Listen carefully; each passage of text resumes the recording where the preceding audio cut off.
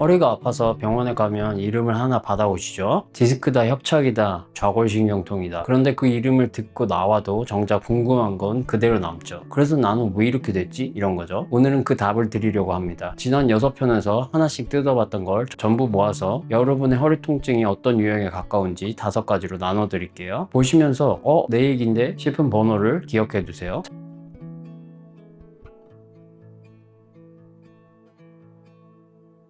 디스크라는 말을 들으면 대부분 이렇게 생각합니다. 내 디스크가 망가졌구나. 협착증이라고 하면 이제 내가 나이 들어서 좀 좁아졌구나. 그래서 디스크에 좋다는 걸 찾고 협착증에 좋다는 운동을 검색하십니다. 그런데 이상하게 나아지질 않아요. 해도 같은 진단을 받은 사람이 똑같은 운동을 했는데 누구는 나고 누구는 그대로고요. 왜 그럴까요? 진단명은 지금 무엇이 벌어졌는지를 알려주지 왜 그렇게 되는지 원인에 대해서 알려주지 않기 때문입니다. 그리고 그 왜는 사람마다 다릅니다. 오늘 그 차이가 어디서 오는지 알려드릴게요.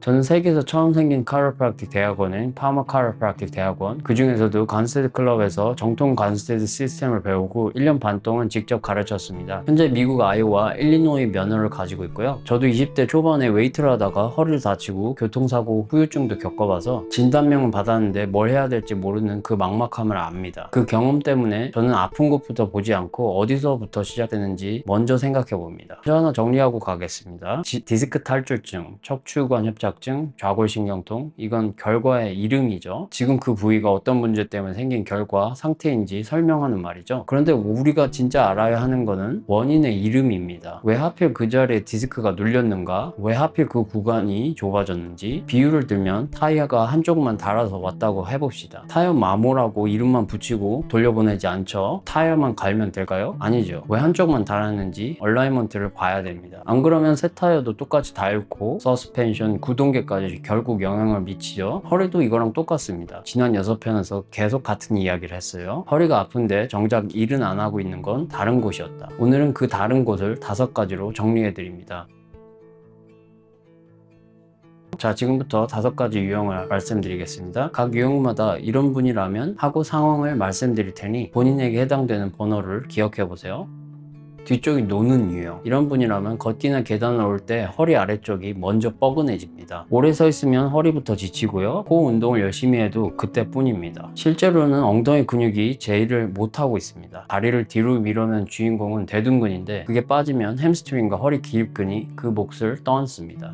허리가 매번 일을 안 하고 있는 둔근 때문에 과로하는 거예요. 간단한 확인법으로는 누워서 한 다리 브릿지를 10번 해보세요. 엉덩이가 아니라 허벅지 뒤에 쥐가 먼저 나는 경우에는 1번에 해당하는 거예요. 자세한 디테일한 내용은 엉덩이 근육이 놀고 있으면 허리가 대신 일합니다 편을 참고해 주시고요. 두 번째로는 앞쪽이 당기는 유형입니다. 이런 분이라면 허리를 펴거나 뒤로 젖히면 시원한 게 아니라 오히려 뻣뻣해지고 때로는 찌르는 고통 같은 것도 같이 느껴집니다. 아침에 일어날 때 뻣뻣하고 하루 종일 앉아서 일하는 분들이 많아요. 실제로는 골반 앞쪽에 장요근이 짧아진 채 굳어서 요추를 계속해서 앞으로 당기고 있습니다. 그래서 허리가 이미 과하게 젖혀 있는데 거기에 더 펴니까 뒤쪽의 관절의 압력이 너무 많이 증가하는 거예요. 간단하게 확인하는 방법으로는 부에 약하게 힘을 준 상태에서 벽을 등에 붙이고 서서 허리 뒤 공간에 손을 넣어 보세요. 손바닥이 쑥 들어가고 남으면 2번에 해당합니다. 자세한 내용은 허리를 펴는데 왜 더 아플까요? 편을 시청해 주세요. 세 번째 유형은 돌지 못하는 유형입니다. 이런 분이라면 골프나 테니스처럼 몸통을 돌리는 활동 뒤에 허리가 뻐근합니다. 라운딩 다음날 아침에 특히 그렇고요. 실제로는 고관절이 돌아야 할 만큼 안 돌아서 그 회전을 허리가 대신 만들고 있기 때문입니다. 요추는 다 합쳐도 13도 정도밖에 회전할 수 없는 관절인데 매 스윙마다 그 이상을 비틀어 버리는 겁니다. 간단한 확인으로는 의자에 앉아서 무릎을 90도로 두고 발끝을 바깥으로 돌려보세요. 좌우 차이가 크거나 30도도 안 돌아가면 3번에 해당합니다. 라운딩 다음날 허리가 아프다면 편을 시청해주세요. 네 번째 경우로는 위가 굳은 경우, 이런 분이라면 목이랑 어깨도 늘 뭉쳐있고 허리도 같이 아픕니다. 목만 풀어도 안 되고 허리만 풀어도 안 되죠. 실제로는 가운데 등 흉추가 굳어있기 때문입니다. 등에서 회전이 안 나오니까 그 회전을 위로는 목이, 아래로는 허리가 나눠서 떠안는 거예요. 정작 굳은 등은 조용하고 위아래만 아픈 경우죠. 간단하게 확인하는 방법은 벽에 뒤통수, 등, 엉덩이를 붙이고 서서 만세를 해보세요. 팔이 벽에 안 닿고 뜨거나 허리가 벽에서 떨어지면 네 번째 경우입니다. 자세한 내용은 등이 굳으면 허리와 목이 대신 일합니다 편을 시청해주세요. 5번째 경우는 아래가 당기는 유형인데요. 이런 분이라면 허벅지 뒤가 팽팽하게 당깁니다. 스트레칭을 아무리 해도 다음날이면 그대로고요. 앞으로 숙이기가 힘드실 거예요. 실제로는 햄스트링이 뻣뻣한 게 아니라 골반이 앞으로 기울이면서 이미 늘어난 채로 잠겨 있는 거예요. 이미 당겨져 있는 근육을 더 당기니까 몸이 오히려 방어하느라 긴장하는 거예요. 간단한 사인으로는 스트레칭 직후에 풀렸다가 몇 시간 만에 다시 원래대로 돌아오는 거예요. 이런 경우면 5번째 해당합니다. 자세한 내용으로는 햄스트링이 계속 뻣뻣한 진짜 이유 편에서 설명하고 있으니까 참고하시고요.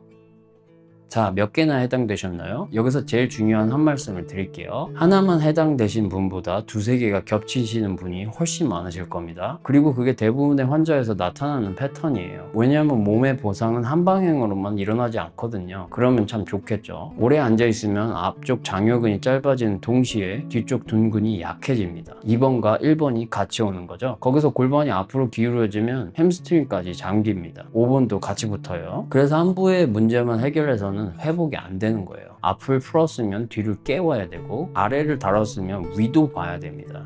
그리고 여기 하나가 더 있습니다. 이 모든 보상 패턴의 한가운데에는 골반과 요추에 아탈구가 있는 경우가 엄청나게 많아요. 관절이 정상 위치에서 벗어나면 거기에서 나오는 신경이 자극을 받고 그 신경이 지배하는 근육이 제 힘을 못 냅니다. 근육이 약해서가 아니라 명령이 제대로 안 가는 상태인 거죠. 그리고 여기서 한 단계 더 넘어가면 문제들끼리 서로 키우는 상태가 됩니다. 이걸 한국말로는 양성 되먹임이라고 얘기하는데요. Positive Feedback Loop죠. 통증이 보상을 만들고 그 보상이 다시 통증을 키우는 식으로 사이클이 돌기 시작합니다. 이 사이클이 오랫동안 몸에 각인된 경우에는 혼자서는 풀기가 힘들죠. 특히 2-3개월이 넘게 고질적으로 이어진 경우에는 여기에 해당합니다. 이럴 때는 도움을 받으셔야 돼요. 그래서 아무리 운동을 해도 몸이 계속 다른 근육으로 보상하는 겁니다. 물론 이건 사람마다 다르기 때문에 정확한 건 직접 검사를 해봐야 알 수 있습니다. 그럼 어떻게 해야 할까요? 제가 환자분들을 볼 때는 이 순서로 접근합니다. 첫 번째, 정밀 진단, 히스토리, 엑스레이, 신체 검사로 어디가 진짜 시작점인지 특정하는 거고요. 두 번째, 간스레드 카이로프랙틱 교정, 확인된 아탈구를 전통 간스레드 방식으로 교정해서 신경 자극을 줄이고 고통의 사이클을 깨트립니다. 세 번째, 단계적 재활, 약한 곳은 깨우고 짧은 곳은 풀어서 앞뒤 좌우 균형을 회복시키고요. 네 번째, 재발 방지 관리, 한 달에 한 번, 2달에 한 번 정도 문제가 있던 부분을 다시 체크해줍니다. 순서와 결과를 많이 바꿔요. 많은 간스레드 카이로프랙터가 교정만을 주된 수단으로 쓰지만 저는 재활 운동, 일반 운동도 병행합니다. 먼저 관절이 움직일 수 있게 해주고 신경 압박을 줄이고 그 다음에 다시 움직이도록 훈련해야 교정한 상태가 오래 유지되기 때문이에요. 본인의 유형을 알고 거기에 맞게 관리하신 분들은요, 아침에 일어날 때 뻣뻣함이 줄고 오래 앉았다가 일어나도 허리가 굳지 않습니다. 다시 골프도 치시고 손주도 힘껏 안아 올리시고요. 무엇보다 내 몸에서 무엇이 일어나고 있는지 스스로 아시게 됩니다. 아프면 무작정 불안해하는 게 아니라